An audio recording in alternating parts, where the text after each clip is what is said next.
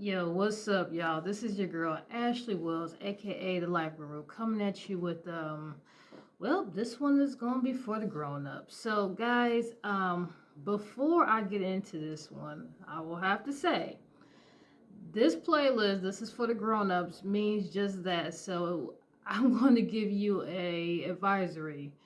Do not continue to listen to this one if you are more the conservative type, kind of funny about sexual stories, you know what I'm saying? Family members that can't handle this topic from me. I'm just gonna say I don't want to hear no complaints, anything like that later on in life because I'm not a shy woman. You know, I'm very secure with my life and past experiences. So I'm just saying, you know, don't want you catch you on the street and you having problems and issues. Like, hey, but guys, yes, so this particular topic is some of the craziest sexual experiences I've had in my time.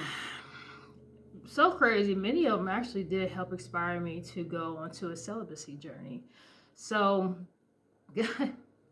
I've had some crazy experiences. Some, really weird, some off the chains, and then there was some that was like, damn, and not in a good way. So, um, just to name a few of my crazy ex escapades. There was a time when I was chatting with a girl, dating a girl who lived in Cleveland, Ohio, and she was an older woman. So I was, damn, I think I was like 33 at the time or something like that, and she was 42 ish, 42 ish, 43. And, she was at like, she had a hysterectomy. And so she was having heat flashes and all the other stuff. I think her ordeal was because she was kind of going through premenopausal signs. I think she was worried that, she wasn't going to be able to handle her business still.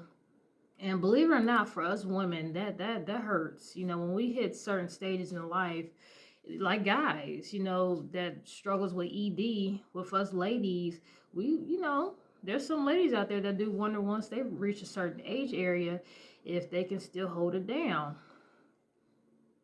That wasn't the case with her. So I think she got with me because when I was younger and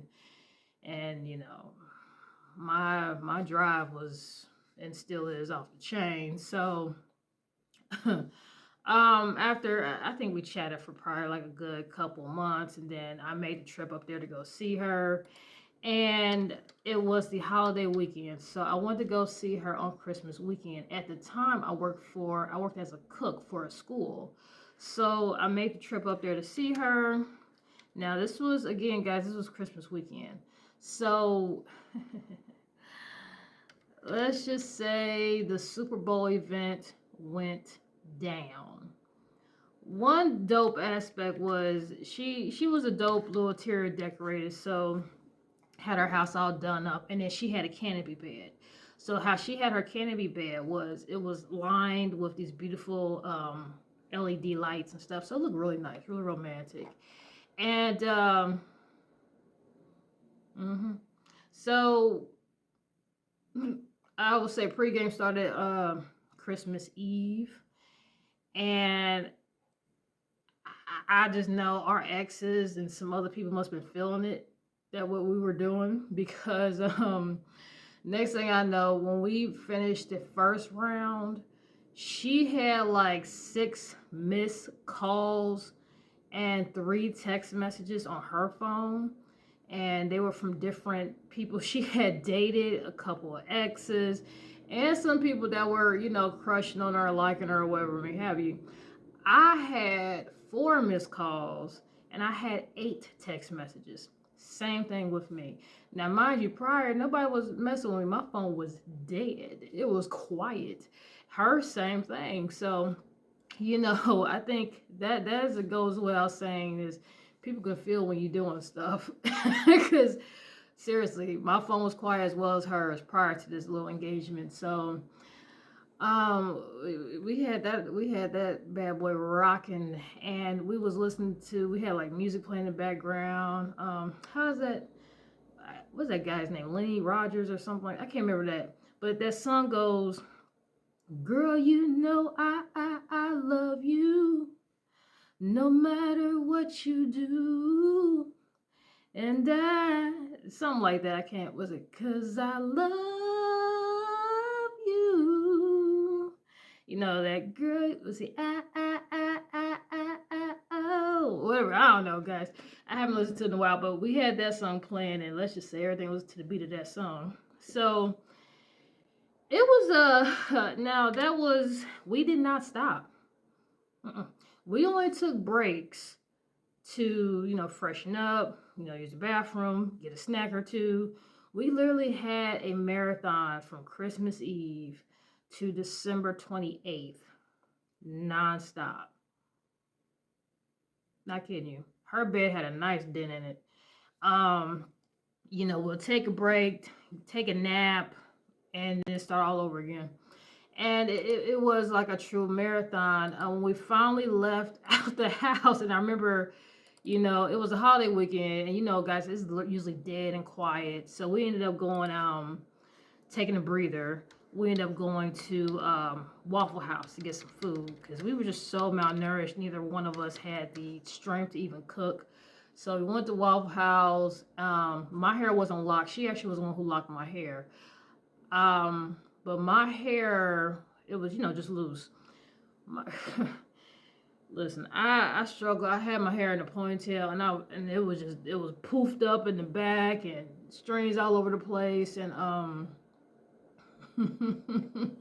and then she had locks, and her locks was all over the place and razzled and things like that. And I remember the waitress came to our table like, ooh, see, y'all had some fun. What's your order? It's just like, yeah.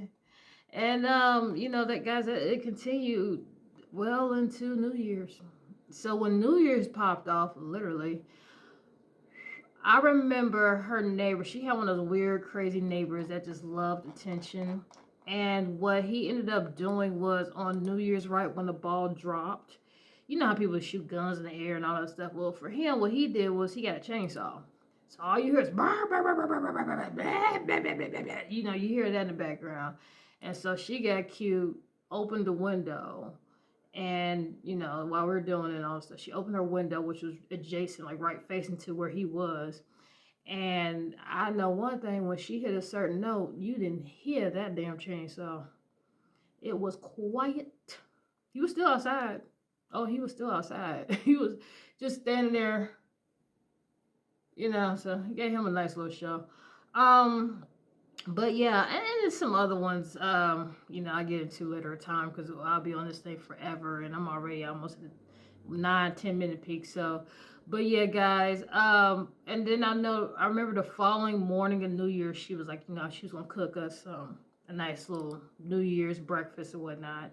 So I wake up. Now, every woman or man would love this, and I'm glad that she had the guts to do it because it was one of my fantasies, low key.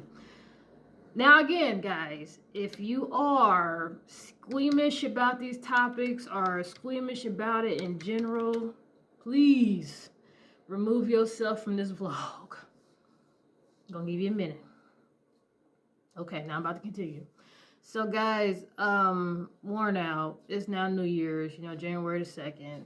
We literally been doing the deed for days. And I'm asleep. She, you know, she's cooking us a big spread breakfast, and I can smell it. So I wake up, and she had the cutest little setup. Her place was the cutest setup because where her bathroom was, you can look right dead out to see her nice kitchen and stuff. So she's, you know, got her music. I can hear her dancing and singing. So I'm like, handle that business. It's always good. You always know you're doing your job when your lady got a big smile on her face the morning of and all that good stuff. You know you did it, your work, did your jobs, and did it then some. So I get up, you know, just to wish her good morning and see how she's doing. And then I walk into the kitchen because there was like a little bit of a wall there. So once you get through that wall, you can see the full view of the kitchen. She is butt naked. stark butt booty naked, cooking breakfast. Now, I get it. Some of y'all may, literally the baby boy thing when Vic Rams was making breakfast for his lady, and Daddy's home. Yeah, So I got the mama's home version. She was beautifully butt naked and all that gorgeousness. Throwing it down, and I got the best morning kiss, and she sat me down at the dining room table, and it was just nice spread of breakfast, and she was working on the last of the breakfast. And she was a pet owner too, so she actually took care of my little Rocco and her little dog too. They were enjoying their little breakfast, and it was nice, guys. It was really nice. Wonderful little holiday morning breakfast, and it was dope. It was dope. And of course, after I finished my breakfast, we're just sitting there enjoying our coffee. And she has tea. She was drinking tea, and I had my coffee.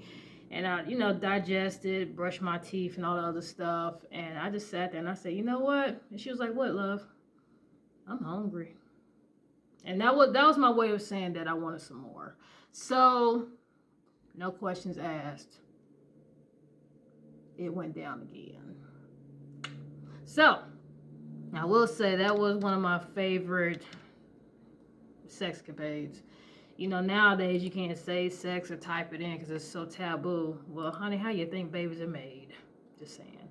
So yeah, guys, that was definitely one of my top wonderful experiences, and I bring these things up because now it looks like people have forgotten what it's like to have fun or engage or even be romantic. Now it's just so hit and miss when it comes to sex now. And I'm out of commission until I'm involved with someone. But for anyone who's out there, I would say, the guys, don't be afraid to be romantic, to be thoughtful, to be genuine, to care. You know what I'm saying? It's like a lot of people have forgotten that aspect.